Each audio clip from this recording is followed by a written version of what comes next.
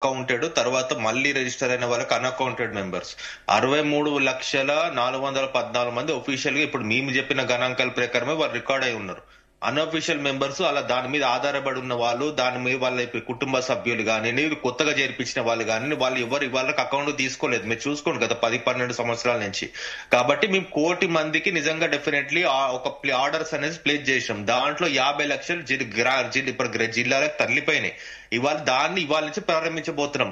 మీరు 1 కోటి కావచ్చు, లేకపోతే కొంచెం అటు ఇటు కావచ్చు, కానీ డెఫినెట్లీ పథకం మాత్రం 1 కోటి మందికి మేము ఫిట్ అయ్యేలాగా పథకం తీసుకున్నాం. ఎందుకంటే మనం ఎప్పుడైనా సరే ఎక్కువ తీసుకుని కొంతమంది తక్కువైనా పర్లేదు, కానీ తక్కువ తీసుకుని ఎక్కువ మందికి ఆర్డర్ ప్లేస్ చేయాలంటే చాలా డిఫికల్ట్, టైం కన్స్యూమింగ్. ఒక పథకం ఒక నిజంగా పర్పసే డిఫీట్ అవుతుంది మేడం. ఇది number 1. And number 2, self help. చాలా మంది ఏమనుకుంటున్నారంటే ఇది ఒక ఎలక్షన్ జిమ్మిక్, ఎలక్షన్ గురించి అని. ఏం ఎలక్షన్స్ ఉన్నాయి మేడం? స్థానిక సంస్థల ఎన్నికలు రాబోతున్నాయి. స్థానిక సంస్థల ఎన్నికల గురించి ఇది ఒక చీరల గురించి సువరణ చేస్తారంటే డెఫినెట్లీ మహిళలు నిజంగా అగౌరవపరచడం. ఒకటి ఏంటంటే మాకు సెల్ఫ్ హెల్ప్ గ్రూప్స్ వాళ్ళ నుంచి డ్వాక్రా సంఘాల నుంచి డిమాండ్ వెలువెత్తడం జరిగింది, రిప్రజెంటేషన్స్ రావడం జరిగింది. ఏమని? మాకు రావాల్సిన బతుకమ్మ చీరలు రాలేదు, వచ్చే పథకాలు ఆగిపోయలేదు, ఎందుకు కంటిన్యూ చేయరా అని చెప్తే దానికి అనుకూలంగానే మేము క్షేత్రస్థాయిలో గ్రామ స్థాయిలో బిల్లులు ఎప్పుడైతే క్లియర్ చేయడం మొదలు పెడుతున్నామో అక్కడ సంఘాల ఇచ్చిన రిప్రజెంటేషన్స్ కూడా డెఫినెట్లీ ముందుకు వెళ్ళాలి అని. కాబట్టి డెఫినెట్లీ మేము దానికి ఆర్డర్స్ ప్లేస్ చేసాం. దాంట్లో 50 లక్షలు జిల్లాలో చీరలు ఆల్రెడీ తరలిపోయినాయి, అది డిస్ట్రిబ్యూట్ చేయబోతున్నాం మేడం. దీంట్లో ఎవరికి ఏం రాజకీయం చేయాల్సిన అవసరమూ లేదు. దాని గురించి మేము ఓట్లకు దీన్ని పెట్టి ఎవరు అడగలేరు కూడా. ఎందుకంటే మహిళలకు డెఫినెట్లీ వాళ్ళకి రావాల్సింది వాళ్ళు చట్టబద్ధంగా అడుగుతున్నప్పుడు డెఫినెట్లీ చట్టబద్ధంగా ఆల్రెడీ ఉన్న పథకమే, కొత్తగా మేము తీసుకొచ్చింది కాదు, దాన్ని చేస్తున్నాం. అంతేగాని డెఫినెట్లీ దీన్ని విమర్శలు ఆత్మవిమర్శలు ఏముండదు. ఇంకోటి చాలా మంది మాట్లాడేది ఏంటంటే ఆర్థిక పరిస్థితి.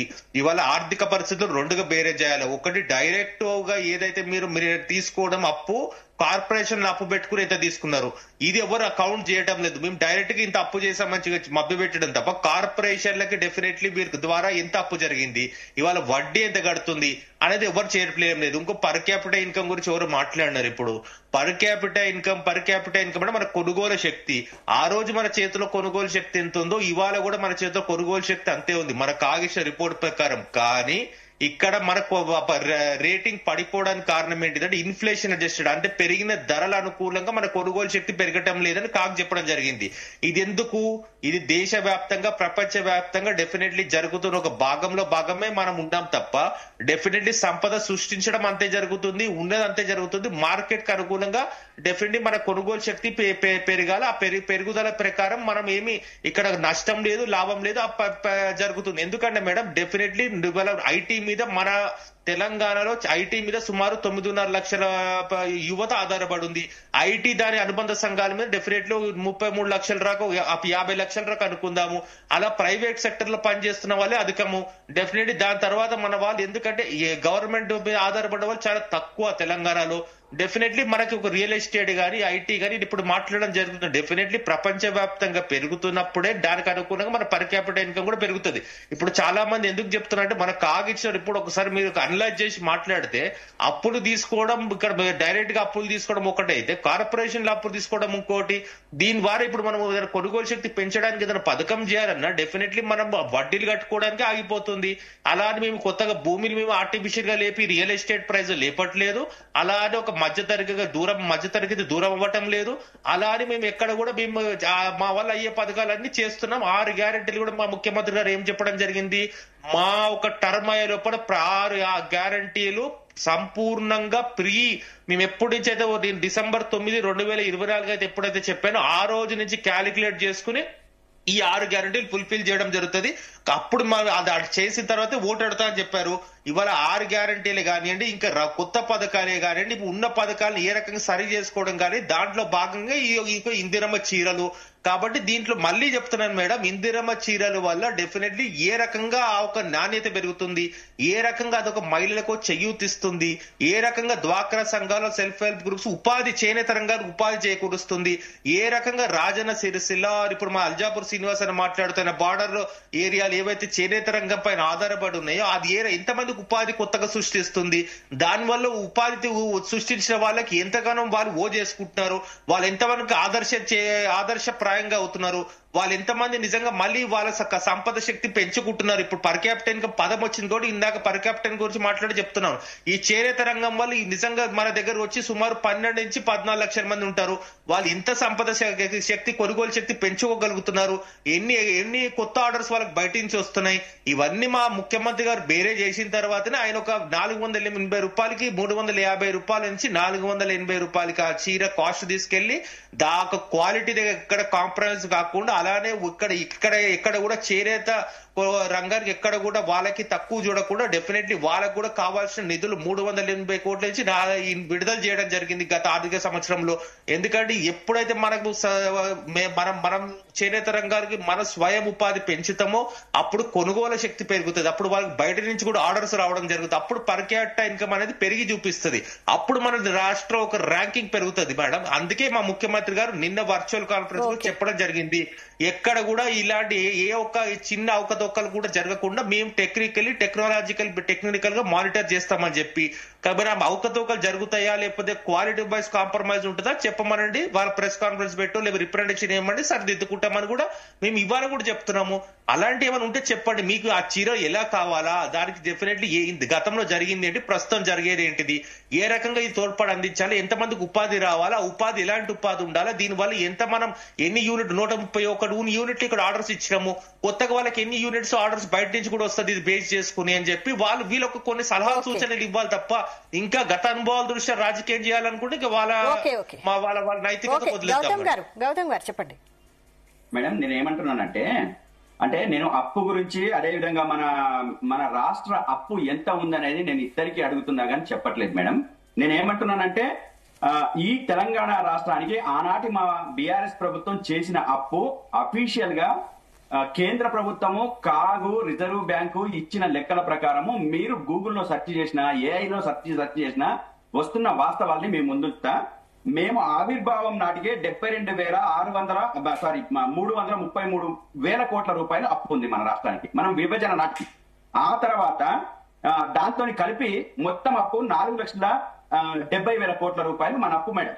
అదేవిధంగా దీంట్లో 1,20,000 కోట్ల రూపాయలు కార్పొరేషన్ ద్వారా ఎస్పీవీల ద్వారా తీసుకున్నాం. 1,20,000 కోట్లు వాళ్ళకి నోటీస్ లో లేదు కాబట్టి కాంగ్రెస్ పార్టీ వాళ్ళకి చెప్తున్నా, ఎందుకంటే కార్పొరేషన్ ద్వారా ఎంత తీసుకున్నారు, 1,20,000 కోట్ల రూపాయల ద్వారా తీసుకున్నాం మేడం. ఈ తీసుకున్నది మొత్తం కలిపి 4,70,000 రూపాయలు. దాంట్లో నుంచి 77,333 కోట్లు తీసుకొస్తే మేము తీసుకున్నది దాదాపు 2,70,000 కోట్ల రూపాయలు ఉంటుంది. దాంట్లో కార్పొరేషన్ కలుపుతుంటే ఇంకో 1,00,000 రూపాయలు యాడ్ అవుతుంది, 1,00,000 కోట్ల రూపాయలు యాడ్ అవుతుంది. ఈ విషయాన్ని కేవలం నెలకు ఇది కాదు చెప్తున్న రిపోర్ట్, నేను చెప్తున్న రిపోర్ట్ కాదు. మరి కేంద్ర ప్రభుత్వం మీద పార్లమెంట్ లో ప్రకటించిన బీజేపీ ప్రభుత్వం మీద అల్జాపూర్ శ్రీనివాస్ గారికి ఏదన్నా అనుమానం ఉంటే ఉండొచ్చు కానీ నవ్వుతున్నారు కాబట్టి నేను చెప్తున్నా, వాళ్ళు ఇచ్చిన లెక్కలే, మేము క్రియేట్ చేసిన లెక్కలు కాదు. బీజేపీ ప్రభుత్వమే పార్లమెంట్ లో ప్రకటించిన లెక్కలే నేను చెప్తున్నాను. దానికి 3,300 కోట్ల రూపాయలు 3,000 కోట్ల రూపాయలు పర్ మంత్ వాళ్ళు ఏది అప్పు కడుతున్నారు. అదే విధంగా ఈ రోజు బతుకమ్మ చీరలకు మేము అట్లా చేసినాము, చేతనిచ్చినాము ఉపాధి. మరి మేం చేసిందేంటి, గోటిలాడినామా? ఆ రోజు నేతన్నలకు మేము ఇస్తే ఉపాధి ఇస్తే మీరు ఎందుకు విమర్శించారండి? ఆ రోజు ఎందుకు విమర్శ, ఈ రోజు ఎందుకు మాట్లాడుతున్నారు శుద్ధ పూజ గురువింద మాటలు, గురువింద గీతలు ఎందుకు మాట్లాడుతున్నారు? మేము ఇచ్చింది ఉపాధి, మేము వాళ్లకు పని ఇవ్వాలని చెప్పేసి అప్పుడు అంతకు ముందు ఉన్న కాంగ్రెస్ గవర్నమెంట్ ఆలోచించిందా, అంతకుముందు టీడీపీ గవర్నమెంట్ ఆలోచించిందా? కానీ మేము ఆలోచించినాం. ఒక 400 కోట్లు 500 కోట్లు 600 కోట్లు నేతన్నలకు ఒక పని ఇస్తే వాళ్లకు ఉపాధి, అదే విధంగా ఉపాధి దొరుకుతుంది. పర్ క్యాపిటా, ఈ పర్ క్యాపిటా విషయంలో నేను క్రియేట్ చేసింది కాదు, సెంట్రల్ గవర్నమెంటే తెలంగాణ వచ్చిన తర్వాత పర్ క్యాపిటా పెరిగిందని చెప్పేసి చెప్పింది. దీని ఆధారాలతో సహా మీరు ఒక్కసారి గూగుల్లో చెక్ చేసుకున్నా లేకపోతే అఫీషియల్ గా చెక్ చేసుకున్నా మీకు బయటపడతాయి. అదేవిధంగా పర్ క్యాపిటా పెంచడం కోసం మేము అన్ని రకాల ప్రయత్నం చేసినాము. ఆ ప్రయత్నం చేసిన దాంట్లో మేము సఫలమైనం. ఈ రోజు దాన్ని విమర్శించడం ఓకే. ఇప్పుడు ఏమంటున్నారు, ఆనాడు ఉన్న కొనుగోలు శక్తి ఈనాడు ఉందని చెప్పేసి కృష్ణతేజ గారు మాట్లాడుతున్నారు. రియల్ గా కొనుగోలు శక్తి ఆనాటిదే ఉంటే రియల్ ఎస్టేట్ వ్యాపారం ఎందుకు దెబ్బతిన్నది మేడం? ఈ రోజు జిఎస్టీ వసూళ్లు ఎందుకు పడిపోయినాయి మేడం? ఇప్పుడు మనకు క్రైటీరియా జిఎస్టీ కదా, మరి జిఎస్టీలో ఎందుకు పడిపోయినాం? ఈ రోజు మన ఆదాయం ఎందుకు పడిపోయింది? ఇది కేంద్ర ప్రభుత్వం ఇస్తున్న లెక్క, మీరు చెప్తున్న లెక్కలే కదా. ఆ రోజు ఒక్క లిక్కర్ తప్ప మిగతా అంత దగ్గర నుంచి ఎక్కడి నుంచి ఇన్కమ్ రాలేదని చెప్పేసి లిక్కర్ అమ్మకాలు చేసి ఇష్టం వచ్చినట్టు ప్రజలకు తాగబోయిస్తున్నారని చెప్పేసి మాట్లాడిన వీళ్ళు ఈ రోజు రాష్ట్రంలో లిక్కర్ వ్యాపారం తప్ప ఏది నంబర్ 1 లో ఉందో చెప్పండి, వాస్తవంగా చెప్పండి. అదే విధంగా మేము కృత్రిమంగా ఏవి కూడా పెంచలేదని చెప్పేసి అన్నారు. ఆ రోజు మేము కోకాపేట భూములు 100 కోట్లకు పలికినాయని చెప్పేసి మేము ఈ రాష్ట్ర అభివృద్ధికి సూచిక అని చెప్పేసి మేము మాట్లాడితే ఆ రోజు మా మీద దుమ్మెత్తి పోసిన ఇదే బీజేపీ, ఇదే కాంగ్రెస్ పార్టీ దుమ్మెత్తి పోసిండ్రు మా మీద. ఈ రోజు 170 కోట్ల 77 కోట్లకు ఎకరం అమ్మిండ్రు. మరి దీని మీద ఎందుకు విమర్శ చేయట్లేదు, ఎందుకు మాట్లాడట్లేదు? అదే విధంగా మేము ఎల్ఆర్ఎస్ ఆనాడు ఫీజులు నామినల్ గా మనం వసూలు చేయాలని చెప్పేసి ఆ రోజు మేము మాట్లాడితే ప్రజల రక్త మాంసాన్ని పీల్చి వాళ్ళ రక్తాన్ని గుంజుకొని మీరు ఫీజులు వసూలు చేస్తున్నారని చెప్పేసి ఎల్ఆర్ఎస్ ఫీజులు వసూలు చేస్తున్నారని ఇదే కాంగ్రెస్, ఇదే బీజేపీ ఆ రోజు మాట్లాడింది. మరి ఈ రోజు నామినల్ కాదు, మీరు ఖచ్చితంగా డబ్బులు పే చేయాల్సిందే ఎల్ఆర్ఎస్ విషయంలో మాట్లాడేది కాంగ్రెస్ పార్టీ. దీని మీద ఎందుకు మాట్లాడేది బీజేపీ పార్టీ? అంటే కూడబలుక్కొని పరిపాలన, బడే బై చూడే బై విషయాలు కాబట్టి వాళ్ళు కూడబలుక్కొని మాట్లాడే విషయాలు. వాస్తవంగా ఎల్ఆర్ఎస్ విషయంలో వీళ్ళు ఎప్పుడన్నా ప్రశ్నించారా? ఇప్పుడు ప్రభుత్వం వచ్చిన తర్వాత ఆ రోజు మేము ఉచితంగా మేము రిజిస్ట్రేషన్ చేస్తామని చెప్పేసి మాట్లాడిన కాంగ్రెస్ పార్టీ ఈ రోజు డబ్బులు వసూలు చేస్తుంటే ఎందుకు మాట్లాడట్లేదు? 100 కోట్లకు మేము భూములు అమ్మితే ఆ రోజు తప్పు పట్టిన ఇదే బీజేపీ పార్టీ, ఇదే కాంగ్రెస్ పార్టీ ఈ రోజు 177 కోట్లకు అమ్మితే మరి ఎందుకు క్వశ్చన్ చేయట్లేదు?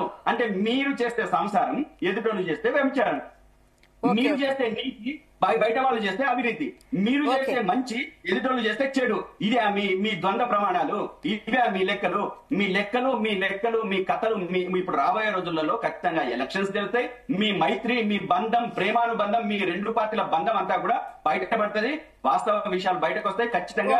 రేపు రాబోయే రోజుల్లో స్థానిక ఎన్నికలలో ఇదే కాంగ్రెస్ పార్టీకి బుద్ధి చెప్తా. ఓకే శ్రీనివాస్ గారు, ఇప్పుడు ఈ చీరలు పొందిన మహిళలందరూ స్వయం సహాయక సంఘాల్లో చేర్పించాలనే ప్రభుత్వ ఉద్దేశాన్ని మీరు ఎలా చూస్తారు?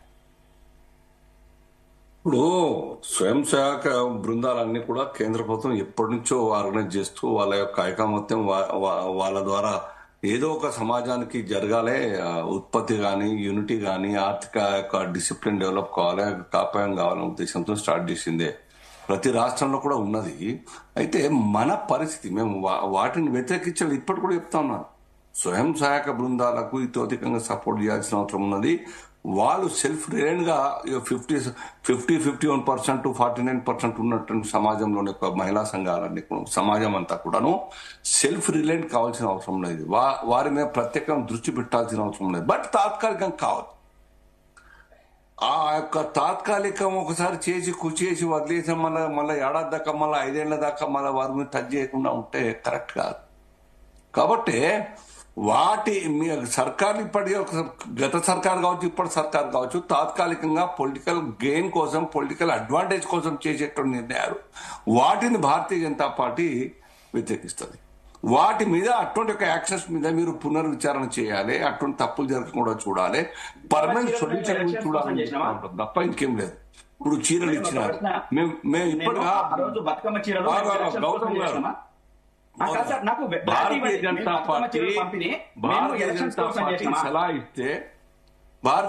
పార్టీ సలహా ఇస్తే కాంగ్రెస్ వత్తాసు పలికినట్ట.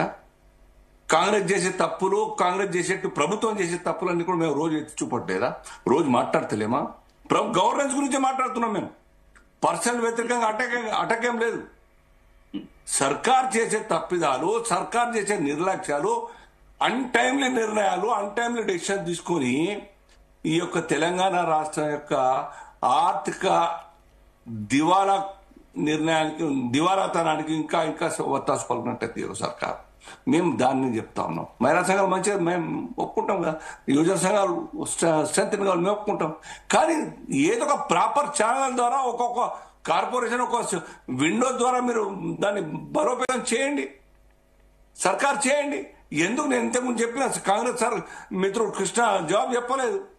ఆ యొక్క కార్పొరేషన్స్ ఎందుకు క్లోజ్ అయినాయి? ఓన్లీ ఎంప్లాయీస్, ఆఫీస్ రెంటలో ఆఫీస్ ఉంటే నడపడం తప్ప కరెంట్ బిల్ కోసం ఎందుకు క్లోజ్ అయినాయి కార్పొరేషన్స్ అన్ని? ఎన్నో ఫెడరేషన్స్ అన్ని కూడా బంద్ అయినాయి. 16 ఫెడరేషన్స్ అన్ని కూడాను. వాటిని దృష్టి పెట్టరా? చేతి వృత్తులు కాపాడే ప్రయత్నం చేయరా? కుల వృత్తులు అయితే అనాదిగా వస్తున్నాయి. దానివల్ల కూడా ఎకానమీ స్ట్రెంత్ అయ్యేటువంటి సపోర్టివ్ గా ఉంటే గ్రామీణ ప్రాంతాల్లో వాటిని దృష్టి పెట్టేది లేదా? ఓకే అండి, ఇవన్నీ కూడా తాత్కాలికంగా శ్రీనివాస్ గారు ఫైనల్ గా చెప్పండి, జూబ్లీ హిల్స్ ఎన్నికల్లో ఘోర ఓటమి పాలైంది బీజేపీ.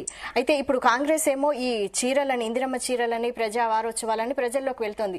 ఏంటి స్థానిక సంస్థల్లో అయినా మీరు గట్టిగా నిలబడగలుగుతారుగా? ఫైనల్ గా చెప్పండి, ఎలా కౌంటర్ చేస్తారు కాంగ్రెస్ ని? Bharatiya Janata Party cadre based party. ఒక ఎలక్షన్ గెలుస్తాం, ఇంకో ఎలక్షన్ ఓటు తక్కువ వస్తాయి, ఓడిపోతాం, వేరే విషయం. కానీ అంత మాత్రం మేము మొత్తం దుకాణం మొత్తం కూడా భారతీయ జనతా పార్టీ యాక్టివిటీ బంద్ చేసింది లేదు అన్నట్టు కూడా. కాంగ్రెస్ పార్టీ 3,000 వచ్చినాయి Huzurabad last time by elections లో, ఈటెగా పోటీ చేస్తాం 3,000. దుబ్బాక్ లో చాలా మినిమం తక్కువ ఓట్లు వచ్చింది. దుబ్బాక్ లో రఘునందన్ గారి హయాంలో బీఆర్ఎస్ సెకండ్ వచ్చింది. సో అంత మాత్రాన ఏ పార్టీ కూడా క్లోజ్ కాదు. ప్రజలతో మమేకమై పనిచేస్తుంటే ఏ పార్టీకైనా ఎంతో కొంత ఆదరణ లభించేది కాదు. భారతీయ జనతా పార్టీ దేశం మొత్తాన్ని పాలిస్తున్నది, గుడ్ గవర్నెన్స్ అందిస్తా ఉన్నది. అవినీతి అక్రమాలకు ఏ మాత్రంగా కూడా అవకాశం ఇవ్వకుండా దేశవ్యాప్తంగా పాలిస్తూ అనేక డెవలప్మెంట్ యాక్టివిటీస్ తీసుకుంటూ ఈ దేశం యొక్క పేరు విశ్వఖ్యాతంగా తయారవుతున్న విషయం ఉన్నది. కాబట్టి ఈ యొక్క స్థానిక సంస్థలు మేము ఫేస్ చేయడం పెద్ద కష్టం కాదు. మేము చేస్తాం, అలవాటు ఉన్నది, గెలుస్తాం డెఫినెట్. మా ప్రాతినిధ్యం, మా లక్ష్యం వల్ల 28లో తెలంగాణలో భారతీయ జనతా పార్టీ అధికారం రావాలి. ఆ పని ఇప్పటి నుంచి జూబ్లీస్ లో పోయినాయి, ఓటు 17,000 వచ్చినాయి, లేక గ్రామ పంచాయతీ ఎలక్షన్ తక్కువ వచ్చిన సీట్లు, ఎంపీటీసీ జెడ్పీటీసీ కండక్ట్ చేసేటప్పుడు తక్కువ. అంత మాత్రం మేము మా లక్ష్యం 28 పవర్ లో రావడం ఏ క్వశ్చన్ కూడా ఆగేది లేదు. ఆ ప్రయత్నం సాగుతూనే ఉంటారు. ఓకే అండి, శ్యామ్ సుందర్ గారు ఇప్పుడే జాయిన్ అయ్యారు. నమస్తే అండి. నమస్తే అండి. చెప్పండి, ఈ కాంగ్రెస్ ప్రభుత్వం ఈ రోజు 1 కోటి మందికి ఇందిరమ్మ చీరల పంపిణీ అని ప్రారంభోత్సవం చేసింది పథకానికి. ఏమంటారు దీనిపై మీరు? అంటే ఒకటండి, స్థానిక సంస్థల ఎన్నికలు వస్తున్నాయి కాబట్టి ఏదో తాయిలాలు ఇచ్చేస్తే గెలిచిపోతామని చెప్పేసి ప్రభుత్వాలు కొన్ని సందర్భాల్లో అనుకుంటుంటాయి. వాస్తవానికి తాయిలాలు ఇచ్చినంత మాత్రాన గెలిచిపోతాం అనేది వాస్తవం కాదు. కొంతవరకు ప్రభావం చూపొచ్చు, కానీ ఆ ప్రభుత్వ వ్యతిరేకతను అధిగమించి మొత్తం మనము విజయం సాధించేస్తామని అనుకోవడానికి కూడా లేదు. ఎందుకంటే లాస్ట్ టైం మనం ఆంధ్రప్రదేశ్ లో చూసాం, జగన్ ప్రభుత్వము ప్రతి ఒక్కరి జేబుల్లో వేల కొద్ది రూపాయలు పెట్టింది. ఏం జరిగింది? రిజల్ట్ పూర్తి వ్యతిరేకంగా వచ్చింది.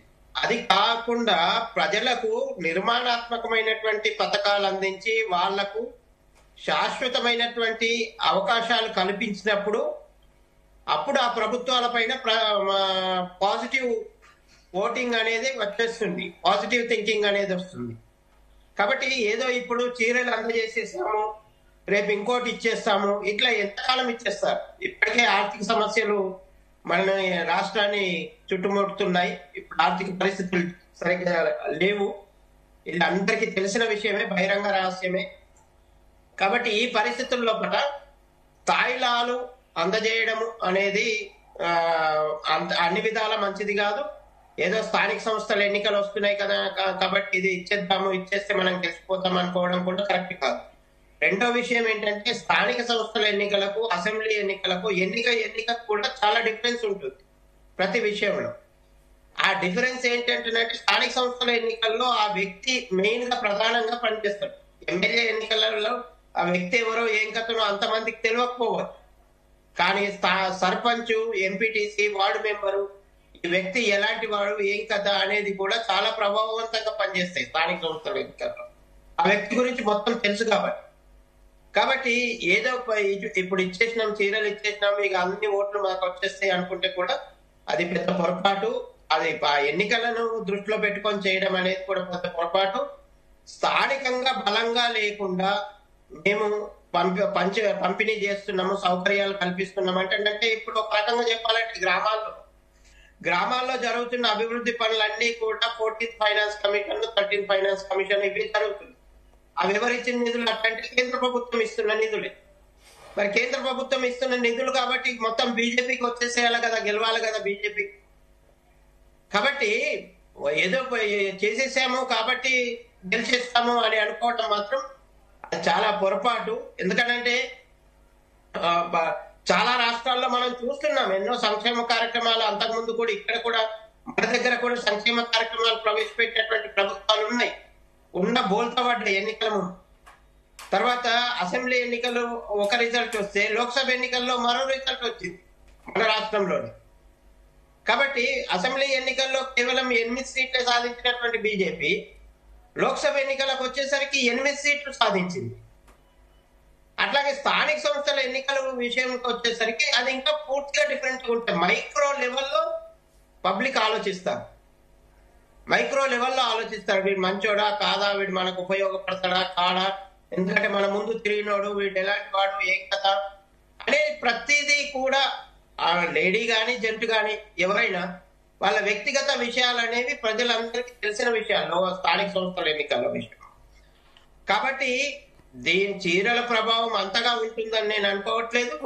రెండోది, ప్రజలకు దగ్గర అయ్యేటువంటి కార్యక్రమాలు అంటే చీరల పంపిణో లేకుంటే ఇంకేదో చేయడం కాదు. ఇప్పటి వరకు ఇచ్చినటువంటి హామీలేంటి, మనం ఎంతవరకు పూర్తి చేసినాం, ఇవన్నీ కూడా ప్రజలు గమనిస్తారు. ఒక బస్సు పథకం ప్రవేశపెట్టేసినాం, బస్సులో అందరూ ఎంజాయ్ చేస్తున్నారు అని అనుకుంటే మాత్రం తప్పు. అట్లాగే చీరలు పంపిణీ చేస్తున్నాం, లేకుంటే రైతు బంధు ఇచ్చేస్తున్నాం, రైతు బంధుకు సహా రాలేదంటున్నారు, ఇంకా ఏ సంక్షేమ పథకాలు అమలు కాలేదనేది ప్రజల్లో ఒకటి ఉంది. జూబ్లీహిల్స్ గెలిచాం కదా అనేది ఒక మాట కాంగ్రెస్ వాళ్ళు చెప్పొచ్చు కాక, కానీ జూబ్లీహిల్స్ ఏ రకంగా గెలిచారు అనేది ప్రజలందరికీ తెలిసిన విషయం. అధికార యంత్రాంగం మొత్తం మంత్రులతో సహా ముఖ్యమంత్రితో సహా అక్కడ తిష్ట వేస్తే వచ్చిన ఓట్లు అవి. వాళ్ళందరూ పక్కకుంటే పరిస్థితి ఏంది? కాబట్టి ప్రజల్లో వ్యతిరేకత లేకుండా చేసుకోవడం అనేది ప్రభుత్వాల బాధ్యత. వాటి కోసం నిర్మాణాత్మకమైనటువంటి కార్యక్రమాలు చేపట్టాలి.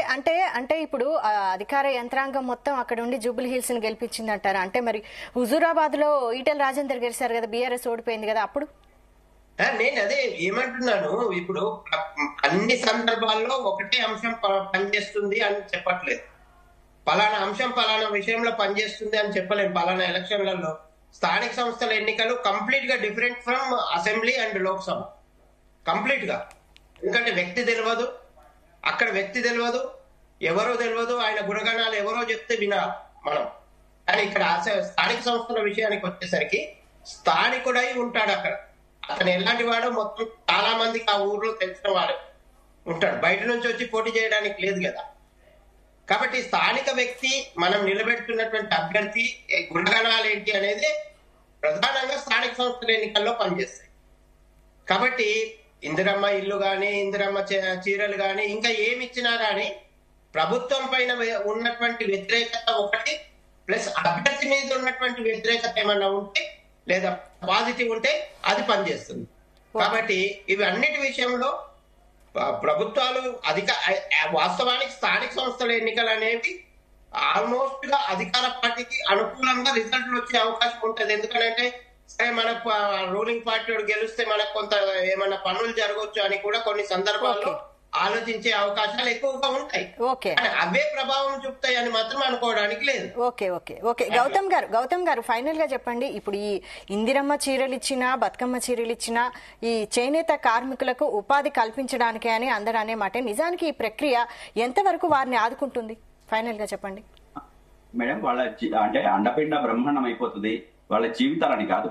ఆనాడు కేసీఆర్ గారు ఎందుకు ఆలోచించారంటే మన రాష్ట్రంలో మన తెలంగాణ వచ్చే నాటికే నేతన్నల ఉరి వేసుకోవడాలు, చనిపోవడాలు, ఆత్మహత్యలు చేసుకోవడాలు, వాళ్ళ కుటుంబాలు చిన్నాభిన్నం కావడాలు, ధ్వంసం కావడాలు జరిగింది. కాబట్టి వాళ్ళ కుటుంబాలకు మనం ఒక చేయూతనివ్వాలి. ఆ చేయూతనిస్తే వాళ్ళకు ఏడాది మొత్తం పని జరుగుతుంది. ఒక ఏడాదికి ఇంకో ఏడాదికి మళ్ళీ వర్క్ ఇస్తాం. కాబట్టి వర్క్ ఇచ్చినప్పుడు వాళ్ళ కుటుంబాల్లో ఒక సంతోషం వెలివిరేయడానికి అవకాశం ఉంటుందని చెప్పేసి ఆనాడు మేము ఆలోచించి నేతన్నల బతుకులు మార్చడం కోసం, శాలన్నల బతుకులు మార్చడం కోసం, ఒక అంటే ఈ ఆత్మహత్యల సంస్కృతి నుంచి బయటపడడం కోసం మేము చాలా చాలా తీవ్రమైన కృషి చేసినాం. దాంట్లో సఫలమైనం. చాలా వరకు తగ్గిపోయినాయి నేతన్నల ఆత్మహత్యలు అనేటి. వాళ్ళు కూడా ఒక ఆత్మగౌరవంతో బతకడానికి అవకాశం కల్పించే విధంగా మేము ప్రయత్నం చేసినాం. దాంట్లో మేము సక్సెస్ అయినాం. కానీ ఈ రోజు 2 సంవత్సరాలుగా ఇవ్వకుండా మొత్తం నేతన్నల కుటుంబాలని కుంటుపరిచింది, చిన్నాభిన్నం చేసింది కాంగ్రెస్ పార్టీ. రాగానే మొదలుపెట్టి వాళ్ళ జీవితాన్ని బాగుపరచడానికి ప్రయత్నం చేయాల్సిన వాళ్ళు ఈ రోజు కరెక్ట్ గా ఎలక్షన్స్ ముందు, స్థానిక ఎలక్షన్స్ ముందు అన్ని డైవర్షన్స్ చేసేటందుకు హామీల డైవర్షన్స్, 2 రాజీనామాల డైవర్షన్స్, అదేవిధంగా 8 మంది మీద వేటు డైవర్షన్స్, ఈ దాని నుంచి తప్పించుకోవడం కోసం ఈ రోజు ఇందిరమ్మ పేరుతోని చీరలు ముందుకు తీసుకొస్తున్నారు. అంతే తప్ప ప్రజలకు ఉపయోగపడే విధంగా ప్రజలకు ఎటువంటి మన వైపు ఏం ఆశించకుండా మేము ఆనాడు ఎటువంటి ఆశించకుండానే మేము బతుకమ్మ చీరలు ఒక దసరాకు పంపిణీ చేసినాం. మేము రాజకీయ లబ్ధి కోసమో ఓట్ల కోసమో మేము చేయలేదు. అదొక ప్రక్రియ, ఒక వ్యవస్థగా కొనసాగించినాం.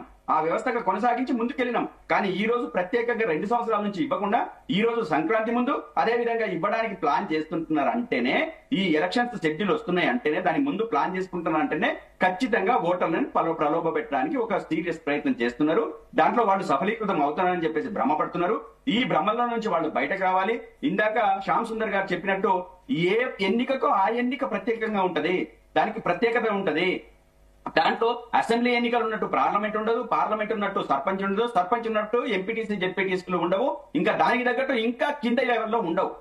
ఏ ఎన్నికకు ఆ ఎన్నిక ప్రత్యేకము. శ్యామ్ సుందర్ గారు చెప్పింది 100% కరెక్ట్.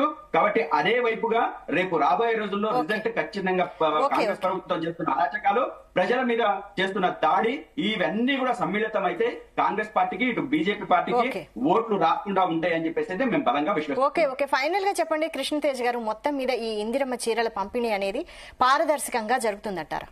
ఫైనల్ గా చెప్పండి. డెఫినెట్లీ వైష్ణవి గారు, నేను ఇందాక చెప్పినట్టు డెఫినెట్లీ ప్రతి చీర కూడా పారదర్శకంగా జరగాలని నిన్న ముఖ్యమంత్రి గారు నిన్న మా వర్చువల్ కాన్ఫరెన్స్ తీసుకోవడం జరిగింది, వీడియో కాన్ఫరెన్స్.